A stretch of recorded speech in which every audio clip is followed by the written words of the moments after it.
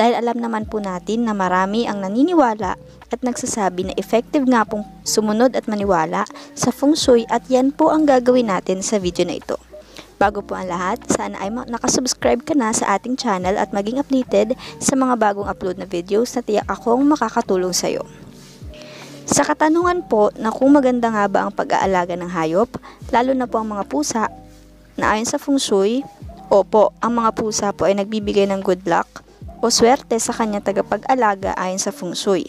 Kasi po ang mga ganitong hayop po kasi ay nagtataglay ng maganda at mabuting chi energy na nananatili sa ating tahanan.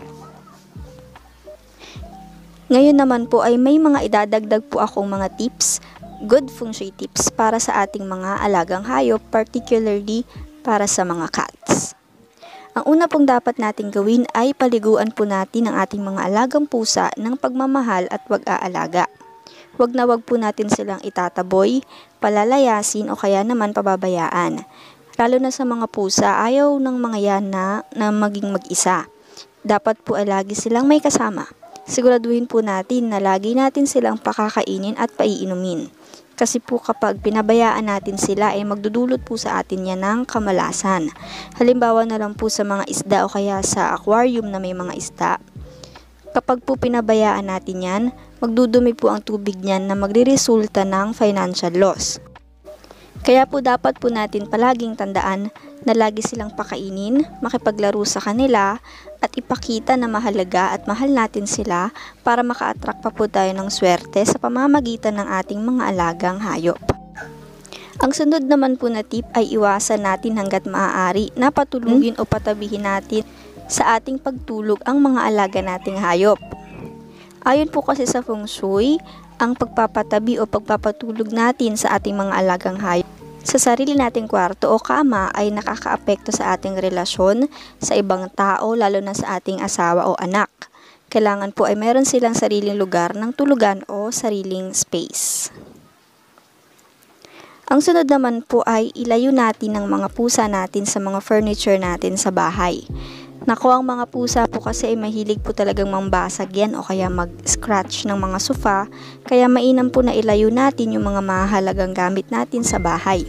Isa pa po, ayon pa rin sa feng shui, kapag daw po hindi natin nailayo ang mga furnitures natin mula sa ating mga pusa, para na din nating binibigyan ang mga ito ng equal na footing with humans. Ito pong pang-apat na tip na sasabihin ko sa inyo ay napakadalas kong nakikita sa maraming bahay na may alagang hayop. Lalo na yung may mga alagang aso. Pinukulong po kasi nila ang aso nila. Ayon po kasi sa feng shui, hindi po ito magandang gawin dahil nami-minimize po ang galaw ng energy. Siyempre po pag nakakulong ay masikip, diba? Kaya dahil na din dito nakakagawa po ito ng masamang chi o masamang energy para sa ating bahay. Sa kabilang banda naman po, pagdating sa mga isda, ayan. Siyempre ang isda ay nakalagay yan sa mga aquarium, hindi po ba? Kaya mapapatanong ka kung ang mga aso ay bawal ilagay sa kulungan, paano ang mga isda, ano po? Ang paglalagay po ng mga isda sa aquarium na madumi at puno na o overcrowded ay makakagawa din po ng bad energy sa ating tahanan. Ngayon, ang panglima naman po nating tip ay palagi na po itong sangkap sa pagkakaroon ng maganda at mabisang feng shui sa ating tahanan.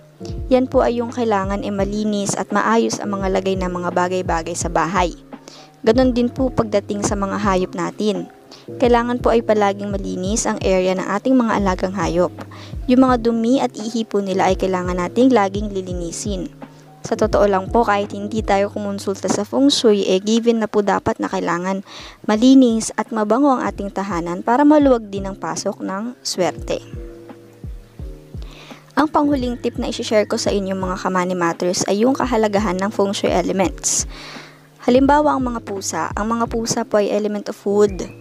Kaya kung pipili po kayo ng kulay ng bedding niya o higaan ay kailangan kulay ito ng blue, black, or green. Swerte po yung mga kulay na yan.